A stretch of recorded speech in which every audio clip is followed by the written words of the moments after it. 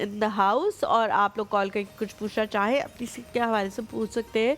लेकिन doctor Nareen, I wanted to take 2 lines more from you on cousin marriage, कि cousin marriage के जो disease के हवाले से असरात हैं उनको तो चले हम फिर भी मान लेते हैं कि हाँ जी हो सकता है कोई ख़तरा हो जाए, अगले आने वाली नस्ल को ख़तरा हो जाए, लेकिन जो इसके साइकोलॉजिकल असरात है या उन ऑड्स को जिनको हम कहते हैं कोई बात नहीं, चाचा का बेटा है, ताया का बेटा है, कोई बात नहीं, कुछ नहीं होता, पढ़ा लिखा नहीं है तो क्या हुआ, अच्छा तो है ना, नेक है, शरीफ है, उन ऑड्स को जो हम ख़त्म करते हैं उसके आगे आने वाले सालों पे क्या असरात होते हैं?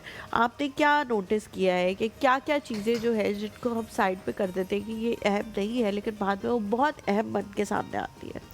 ठीक है, कि बिल्कुल आपने सही कहा कि हमारा ख़िता ऐसा है साउथ एशिया का जहाँ पे कज़न मैरिजेस को बहुत प्रेफर किया जाता है। ये एक कल्चरल बिलीफ भी है हाँ, जिस खिते में हम रहते हाँ, हैं।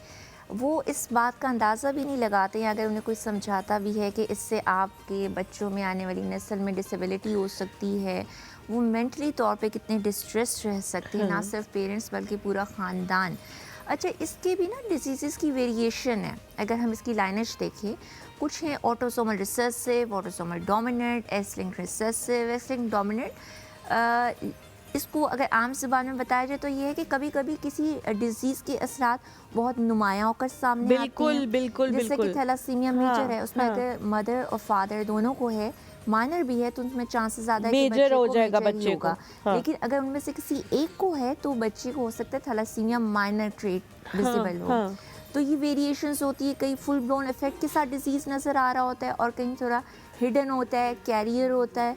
तो ये बच्चे की ज़िंदगी बहुत ज़्यादा हद तक मुतासर होती है। आप लोग भी जो पेरेंट्स होते हैं स्पेसिफिकली ऐसे चाइल्ड के, वो बार बार डॉक्टर्स के चक्कर लगाते रहते हैं, एंड बिल्कुल, it's painful for them to watch their children in this condition. बिल्कुल सही कह रही स्किन हैं। के भी बहुत से ऐसे कंडीशंस हैं, जैसे इक्थायोसिस की लाइनेज में जाएं तो बहुत ज़्यादा ऐसे डिजीज़ हैं।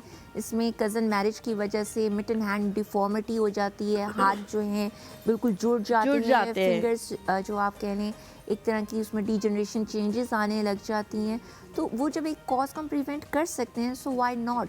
हमें थोड़ी सी ना अपनी चेंज की ज़रूरत है, अवेयरनेस, अवेयरनेस की ज़रूरत है। Education and implementation. बिल्कुल, आप सही कह रही हैं। अच्छा, पहले थोड़ा-सा मौसम के हवाले से नौरीन आप बात करेंगे, फिर उसके बाद हम एक्ने के हवाले से बात करेंगे, क्योंकि आज का हमारा मेजर टॉपिक तो एक्ने है।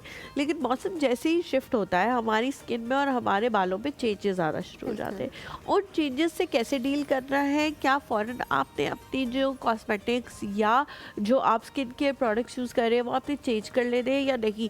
ये एक टाइम की बात है, उसके बाद वो सब कुछ ठीक हो जाएगा, बेहतर हो जाएगा। हम अभी इस मौसम में हैं कि गर्मी जा नहीं रही और हाँ, सर्दी आ नहीं रही। हाँ। सुबह के वक्त गर्मी होती है और रात के वक्त शदीद तौर पे ठंड बिल्कुल, होती है। बिल्कुल। अब हम एक ट्रांजिशन जोन में हैं कि वी नो कि सर्दी ने आना ही आना है। अब इसमें हमने भी स्किन की ना हाइड्रेशन का सबसे पहले बहुत ज़्यादा ख्याल रखना ठीक है। है। क्रीम्स, लोशन, सीरम्स तो आप अप्लाई करेंगे, लेकिन आपकी इनर हाइड्रेशन बहुत इंपॉर्टेंट है। You have to take enough water, और ये डिपेंड करता है किसी की रिक्वायरमेंट पे, वेरी करता है। आउटडोर एक्टिविटीज़ किसी की ज़्यादा हैं या इंडोर ऑफिस वर्क है, उसके अकॉर्डिंगली आपकी जो है वाटर का इंटेक वेरी ठीक करेगा। है, बट ठीक है। कोशिश करें अपने साथ पानी की बॉटल रखें, ये तो हम सब कर सकते हैं। उसमें सिप बाय सिप आप पानी पीते रहें ताकि आपकी जो हाइड्रेशन है वो अच्छी मेंटेन रहे। ठीक जब है। आपकी हाइड्रेशन अच्छी होगी तो आपकी स्किन भी ग्लो करेगी।